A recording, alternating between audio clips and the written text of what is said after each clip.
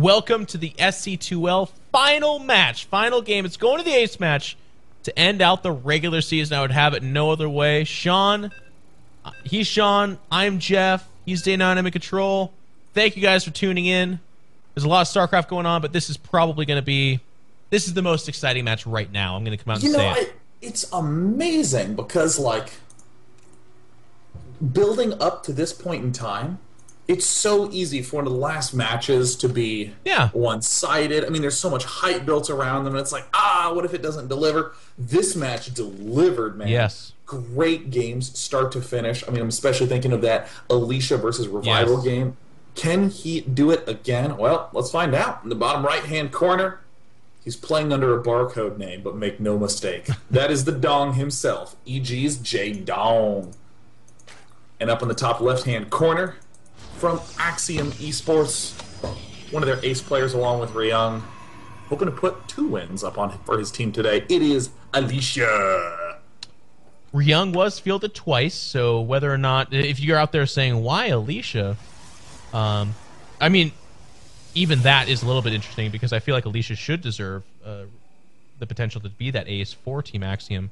But in this case, there is no choice in the sense that Ryung was fielded twice, so it cannot be him. And Hart already lost to Jadong. I mean, if you're facing EG, the ace potential is it's probably Jadong, followed by someone like perhaps Oz or Revival, and then every once in a while you get an odd one like an Alive or early EGTL. You'll see JYP come out, but that had everyone scratching their head.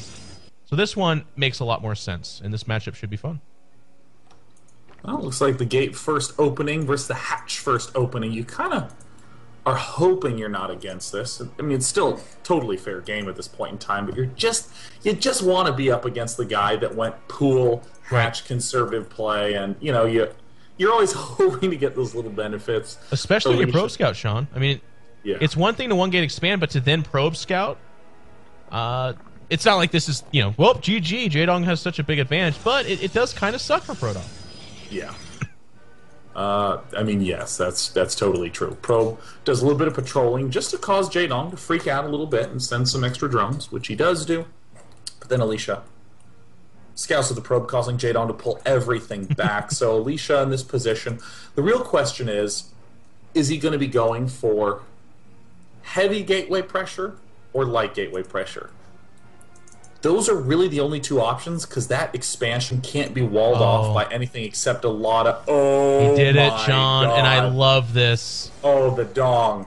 All right, so look, if there's a double gas in the main base for Alicia, this sucks, but not as much. Because it's a 1 gas gateway expand build, there is no follow-up for Alicia right now. Alicia's going to get the Mothership Core out. He's going to Chrono Boost out a Zealot. He's even bringing probes right now. He has to kill that hatchery. He knows it. This is such a bad spot for Alicia. So bad. This is the worst possible spot that you can be in. Oh, my God. You know what? I'm going to be honest. I actually helped practice this with Jadong a little bit.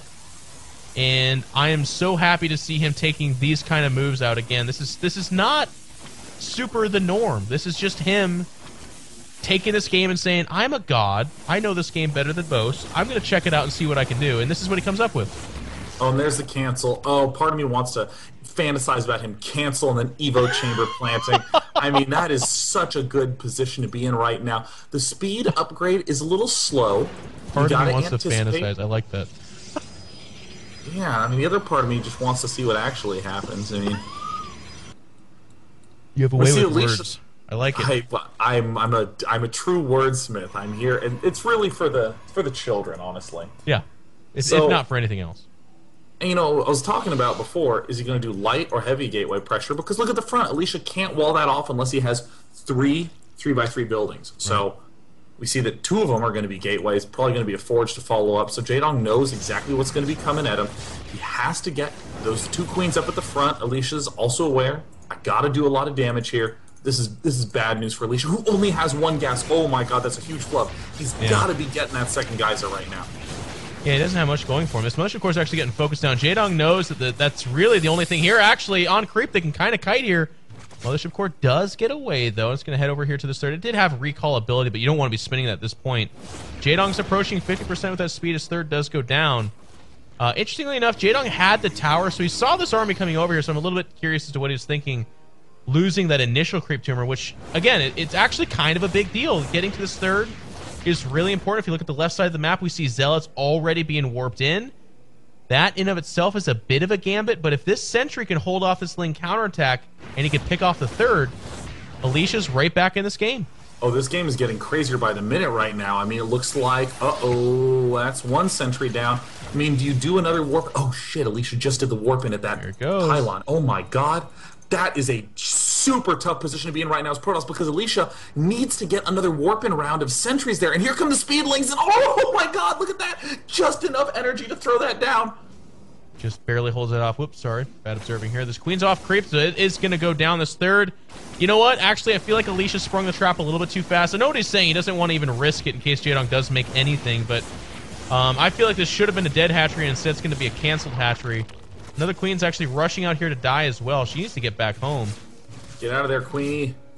What are you doing? Modelings popping out. I mean, this has gone from a horrendous position for Alicia to a very, very winnable position. That pick off on the hatch, very nice. He's going to be able to recall out. Mothership Core at 17 health. He's going to deal maximum damage. How many Zealots will he lose? It'll probably be 3. Unless he gets a really exceptional recall here. Or he's going to... Look, he just wants to lose his Zealots. That's what he's doing. And maybe his Mothership Core as well. This game continues to be indescribable. We have a couple of additional Zealots here that are sacrificial lambs. Well, trading Zealots for Zerglings makes sense, but I was pausing. Well, now this is just bad, actually. The Zealots up here, you don't want to trade those. The ones below the Mothership Core, that made sense. This is a bit of a blunder. This pylon is found and will go down. The Mothership Core is going to, of course, tax that pack of Zerglings a couple of their lives. In the background, we have Jaedong getting the Hydralisk Den. He's also going up to 1 Evo chamber. He did open up Roach Warren, and he's getting a Roach Speed there for himself as well. This Overseer sees everything. Scouts the Robo, sees the Stalkers. You know, Alicia was in a bad spot, and we're feeling that now, because look at him. He's held off really well. He's traded Zealots, but he only has, actually, the 4 sentries. That's not a lot, and he needed like 6 or 7 sentries right now, charging up juice for me to feel like he's in a really good spot. But what's cool about what we're seeing from Jaedong, all his recent games, is how early he gets macro hatches. I mean, this is a position where a lot of players would go, well, if he's low on gas, he's probably going to have a lot of gateway units. Let me flood Hydras, or let me try to exploit that he's low on gas and go for Mutalisk. And Jaedong's like, let me just get a hatch out. Let me just get a lot of stuff out. We've seen him he just dismantled first with his excessive larva. I mean, we are seeing Hydralisks go down here, but this is what's cool about the larva inject mechanic. I feel like after 3 years, we're finally getting to see how it thematically ties into Zerg.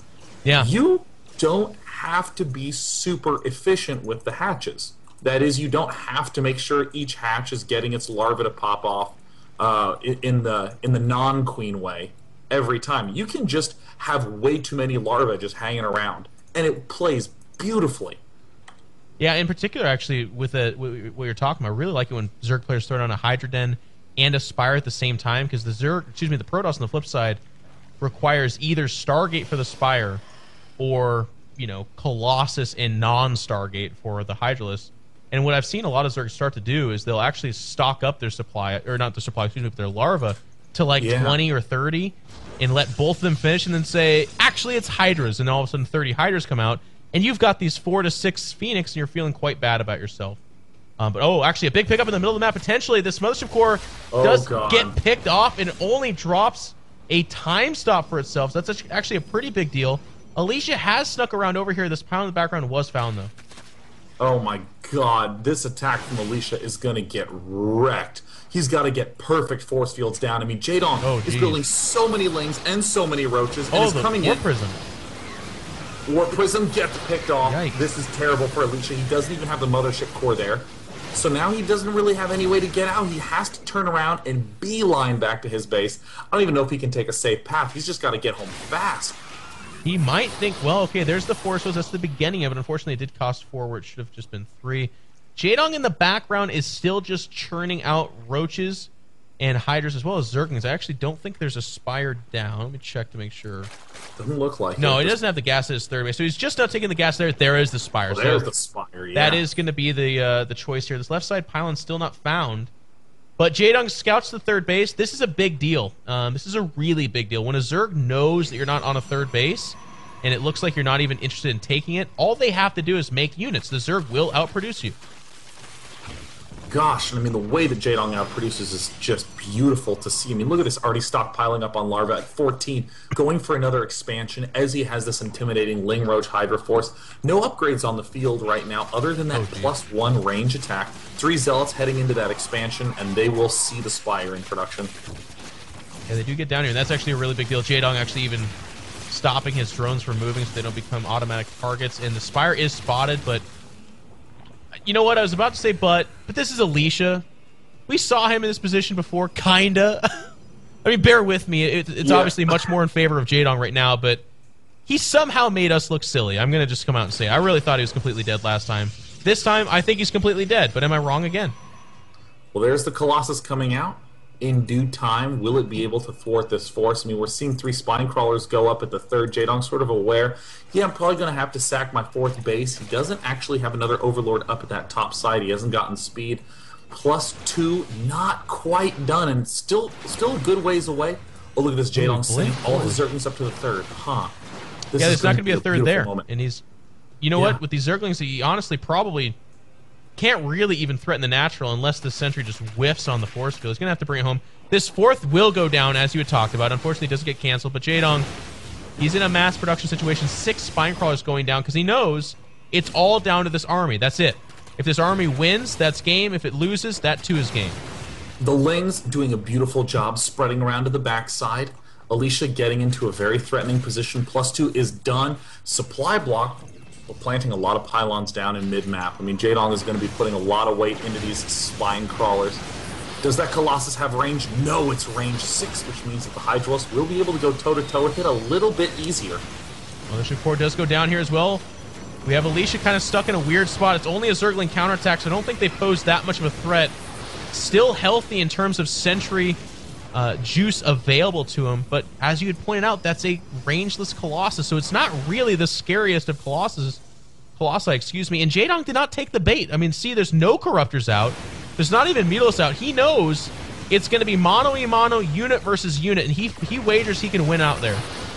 And there we see the spine crawlers doing some serious work on those front lines. Roaches and Hydras also doing a little work on those Immortals, but this one Colossus from Alicia is tearing down these front lines. Amazing force fields. Jaedong scooting all of his units to the left. 11 Hydros in production. He needs to pick off those Immortals and he's pushing forward. Target firing. The last Immortal's on his last legs of life. There's just Stalkers here. There's no sentries to hold back. That means the spine crawlers are doing damage. Jaedong is closing it in supply, however. It looks like Alicia, for a moment there, was closing the gap by a lot, but there's so many Hydras here, the DPS seems to be trading in favor of the Zerg player. Oh, and then Jaedong is starting to move forward with all the spine crawlers. There's Zerglings just streaming in from all varying angles, and I think you said it, Jeff. I mean, we were saying Alicia was completely dead in that last game and looked like he was completely dead in this one and is inches away from stabilizing and breaking through with this force. Spine crawlers do get rooted. Alicia is actually ahead in supply. He's up 20 supply right now. Jaedong is pummeling out as many units as he possibly can. He does have really high DPS Hydros, but there's so many Blink Stalkers here. Alicia's doing such a great job of retaining all his units. One spine crawler just go down. The Hydras are going down. Can he actually do this? It's, again, a 20 supply advantage still for the Protoss player. 5 more Stalkers going down in the background. Jaedong is getting weathered down. Has he been on top of his production? I don't know that he has this. He's pulling the drones. Oh, Alicia has to win this game to be able to get Axiom into the playoffs, and there it is. GG. He taps out. What? I cannot believe the conclusions.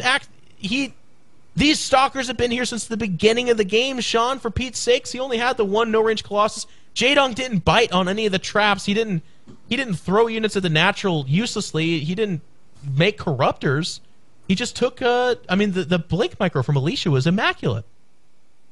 That was unbelievable. I mean, it's one thing to have a great build order planned out.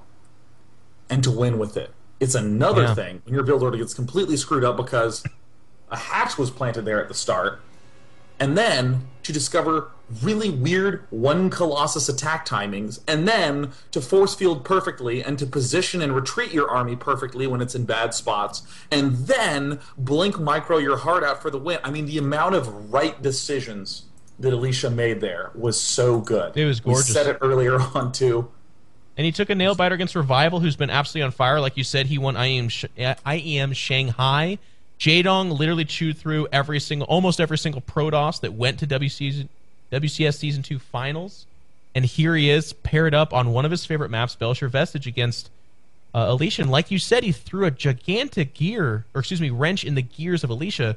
Recovering from that hatch block is so strange. It's such a weird place to be at.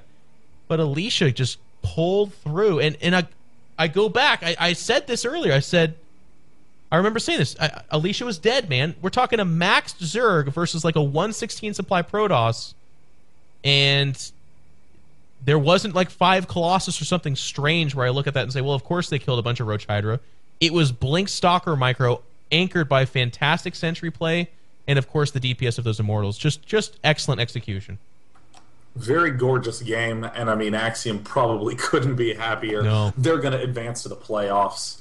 That's going to mean they have a chance to be playing in the grand finals at DreamHack Bucharest. I mean, Total Biscuit booked the flights for that team to go there to play in the solo tournament months ago, and the treat to have Axiom be up there back to back to back is going to be amazing. Alicia is eating well tonight, I do believe. John and Jenna Bain, of course, rewarding their players. This is just very well done from Axiom. It's been a long, well, not that long of a season, actually, but it's been an arduous one. There's been some amazing matches, and Axiom weathers the storm. Evil Geniuses, Axiom, they both make it into the playoffs. I think the other two teams then would be Acer and Team Liquid, if I'm not mistaken. I think those are your 4 teams. And actually, there's the draw. You can see it right there. So Team Liquid takes first place, Evil Geniuses second, Axiom third, and then Acer in that 4th place spot. So that does mean that these are your 4 teams entering into the playoffs. As Sean just said, Axiom's going to be happy. They have a chance to fight for that top 2 spot where they then will play in the grand finals at the actual DreamHack Bucharest, of course, winning an all-expenses-paid trip for their players and then playing in front of a live audience and for giant mounds of cash. Unofficially, the schedule is next week, Monday and Tuesday, we'll be broadcasting the entirety of the playoffs. It's probably going to be, well, 9 a.m. on Monday and then 3 matches that day. Tuesday, we're still figuring it out, but as many as 2 matches on those days as well. Casters, schedule, that kind of stuff. We'll have that rolling out to you guys. Check the website, SC2L.gg, and our Twitters, but 9 a.m. is the start time on Monday. That's 18 CEST for you European fellows and ladies. We do appreciate it. Sean, I know you've got somewhere to be. It was awesome casting with you. Any words for our fans? A huge shout out to the Day Knights, of course, who came out in full force, as always, and I hope you all do the same during DreamHack Bucharest. Can't wait. Yeah, just thanks so much. It's always a fun chance to interact with the chat and have a good time. And thanks to you, Jeff, for making your way all the way out and casting through your illness. Well, thank you, sir. I do appreciate it. I would just like to echo Sean's sentiments. Thank you to everyone that tuned in tonight as well. Again, we had, I think actually right now, GSTL is going on, so make sure and tune into that if you weren't already. Before this, we had an exciting WCS group, but a lot of you did choose to hang out with us, and we really appreciate that. This is the final broadcast of the regular season of SC2L. You will, of course, see us next week, like I said, Monday and Tuesday for the playoffs, and then, of course, the DreamHack Finals will be where the SC2L concludes. But if this is the last time I see you, just know that we're really thankful you guys tuned in. This has been a work in progress. We're really proud of it, and we hope that this is something that you guys will continue to check out in the future, and we can continue to grow it to something that you guys can all be proud of, because we certainly are getting there as well. We love you. You guys are beautiful. We'll see you later, and I will see you guys Monday at the very least. I'm going to be in Vegas seeing Jerry Seinfeld do stand-up comedy this weekend, so that's going to be awesome. Hopefully you guys have an awesome weekend too. Adios. See you later. Cheers.